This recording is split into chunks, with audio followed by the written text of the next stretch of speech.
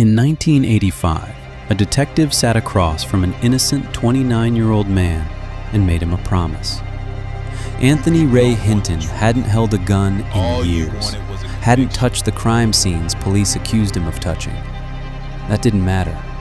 The detective told him exactly why he'd be convicted, and it had nothing to do with evidence. 28 years later, the truth finally caught up. This is that story. By the time the truth finally caught up with Alabama, Anthony Ray Hinton had spent nearly 30 years inside a cell smaller than most bathrooms, longer than almost any innocent man in American history. But this story doesn't start in a courtroom. It starts in a coal town, in the arms of the one person who taught him not to hate the world that would spend the next 28 years taking everything from both of them. Praco, Alabama wasn't really a town. It was a coal camp, company houses, company store, company rules, tucked into the hills outside Birmingham. This is where Anthony Ray Hinton was born in 1956, the youngest of 10 children raised by a woman named Bueller Hinton, largely on her own. There wasn't much money in Praco. By Hinton's own account, decades later, there was something else instead. "I had the best mother that God created," he would say. "She taught me respect, concern, love, and understanding. We were poor, but I had the best upbringing money can buy." He has repeated that line for years, in interviews and lectures long after his release, not as nostalgia, but as the plainest explanation he has for how he survived what came next. Bueller didn't just tell her children to be good, she built it into them, one lesson at a time. When Ray was 12, he tried to lie his way out of a punishment. She sat him down and gave him a rule he would repeat for the rest of his life. "If you're man enough to pick up a rock and throw it, be man enough to say you threw it." He carried that rule into adulthood. By 1985, Ray, as his family called him, was 29 years old, working steady at a warehouse job in Birmingham, close enough to spend his Saturdays at his mother's house. He had no criminal record, no history of violence, just a job, a mother, and a lawn he'd been putting off cutting for 2 weekends running. Bueller had already teased him about it that morning, the kind of affectionate scolding only a mother gets away with. So that day, he finally pushed the mower out into the yard to get it done. He would say later he didn't have a care in the world. He cut the engine when he saw 2 men he didn't recognize standing in the yard. They asked for him by name. He said that would be him. They said they were detectives with the Birmingham police, and they had a warrant for his arrest. He asked for what? They told him they'd explain later. Right now, hands behind his back. He asked for one thing, to go inside and tell his mother himself. The detectives argued about it for almost 2 minutes before one of them gave in. Ray walked into the house he'd grown up visiting, showed his mother the handcuffs, and watched her do what any good mother does when her son is taken from her. She screamed. The arrest wasn't really about Ray Hinton. It was about a city that was terrified. Through 1985, Birmingham had been hit by a string of robberies at fast food restaurants. 2 managers shot dead in separate incidents. No suspect, no fingerprints, no leads. The pressure on police to close the case was enormous. Then a 3rd manager was robbed and shot and survived. Shown a photo lineup, he identified Anthony Ray Hinton. From that moment, the case moved fast and against him. Hinton had an alibi. At the exact time of the 3rd shooting, he was locked inside a warehouse 15 miles away, a fact confirmed by his employer. Records show he also passed a polygraph administered by the police themselves. Neither fact was allowed to matter. The judge refused to let the polygraph result anywhere near the jury. What police did find, searching the home he shared with his mother, was her old revolver. It became the entire case.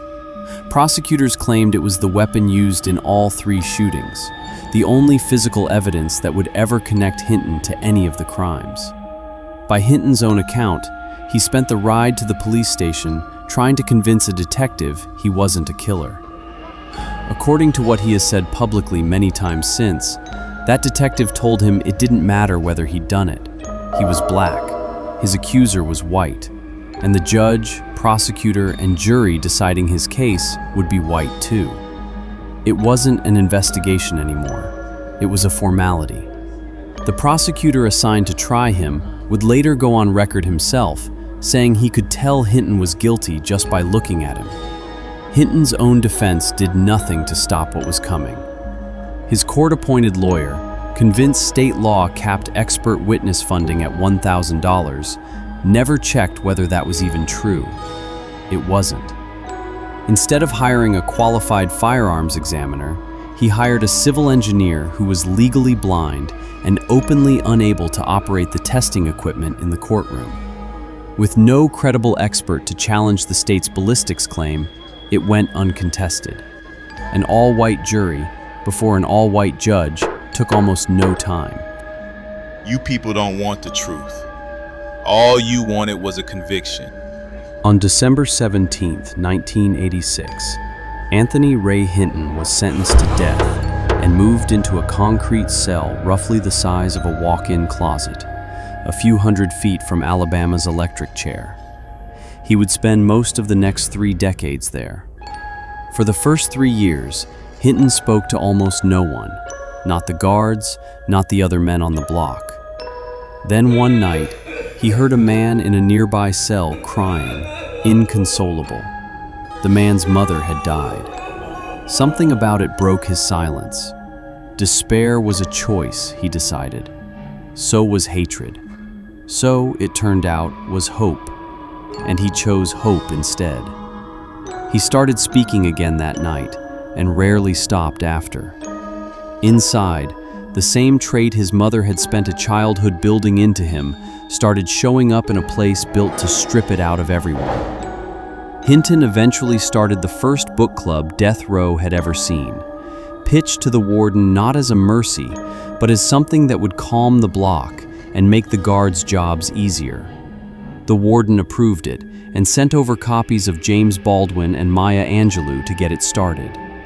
The club read Baldwin, it read Angelou, it read To Kill a Mockingbird and Uncle Tom's Cabin, books that talked unavoidably about race in the South. It grew into something stranger than anyone expected. One of the regular members was Henry Hayes, a Klansman himself, son of the local Klan's leader, condemned for the last recorded lynching of a black man in the United States. Hinton befriended him anyway. Over shared books and years of shared cells, the two men, a wrongly convicted black man and a white supremacist's son, built something neither side of that hatred was supposed to allow. The guards who marched condemned men to the execution chamber were, by multiple accounts including his own attorneys, the same men who spent the rest of the week treating Hinton like family. Henry Hayes was executed in 1997. All my life, everyone told me to hate. The people I was taught to hate taught me to love. He added one more line by Hinton's account, that leaving this world, he finally knew what love felt like. Every time a member of the book club was executed, the others marked it the same way. An empty chair, left at the table, at the next meeting. None of it made him free. And in 2002, the two halves of Hinton's life collided in the cruelest way possible. That was the year his new legal team, 3 of the top firearms examiners in the country, finished retesting the bullets from his case. Their conclusion was unanimous. They didn't match his mother's revolver. They never had. Alabama was presented with definitive proof of an innocent man on its death row. The state said no. It would take 12 more years and a trip to the U.S. Supreme Court before anyone in Alabama admitted what the evidence had already proven in 2002. On September 22nd of that same year, Beulah Hinton died.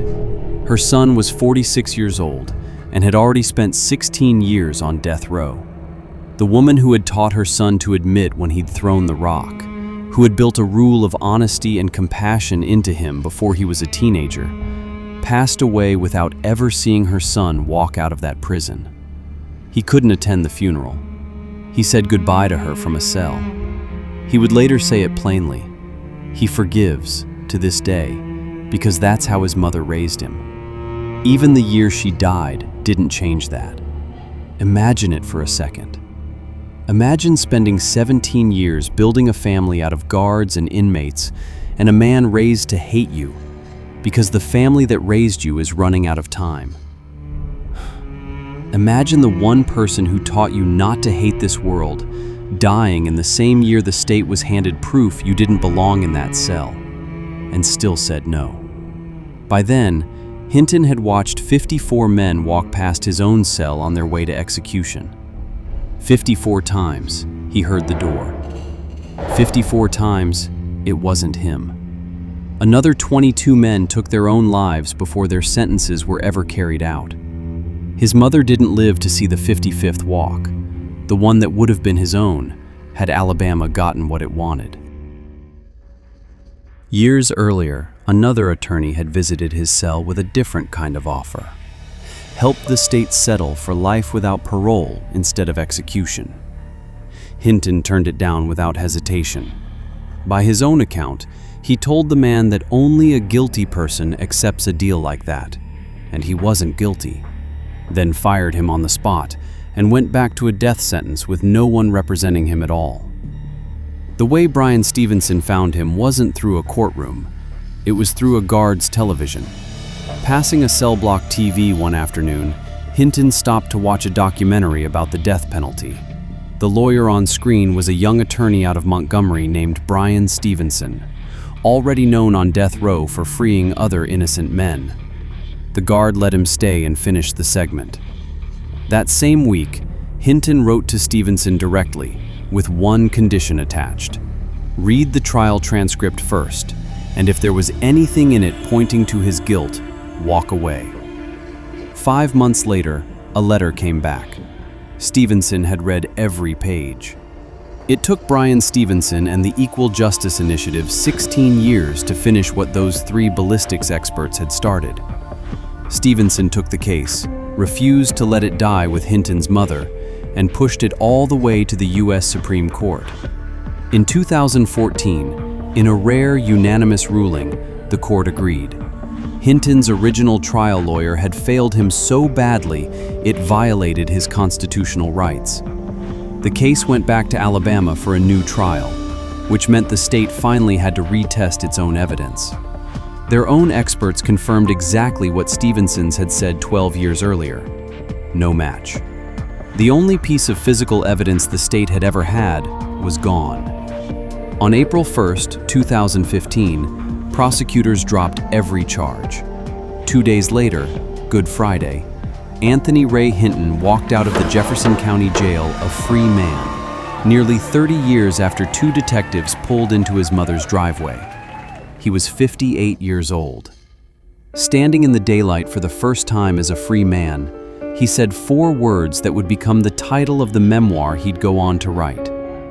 The sun does shine. He was the 152nd person exonerated from death row in the United States, and the 6th in Alabama alone. He didn't leave Alabama. Friends asked why he'd stay in the state that took 30 years of his life. He said leaving would mean letting them run him off, so he refused and used part of what he had left to rebuild the house his mother had spent her whole life working to keep. His memoir, The Sun Does Shine, became a New York Times bestseller and an Oprah's book club pick. He now travels the country speaking against the death penalty, the same system that once told him his guilt didn't matter. He later filed a claim for nearly $1.5 million in compensation for those 28 years. The state of Alabama has never paid him a single dollar of it. He has never received an apology. Not from the prosecutor, not from the state. In his own words, "I doubt they ever will. I forgive them anyway. I made a choice. I chose to forgive." Anthony Ray Hinton never got his mother back. He still says he forgives because that's how she raised him. 28 years in a cell built to kill him didn't undo that lesson. If anything, it proved it. He built a family out of the men who were supposed to be strangers, and a friendship out of a man raised to hate him. The state of Alabama got the conviction it wanted. It never got the hate. There are men like Anthony Ray Hinton, whose stories still haven't been told. If this one stayed with you, follow the channel. We tell one every week.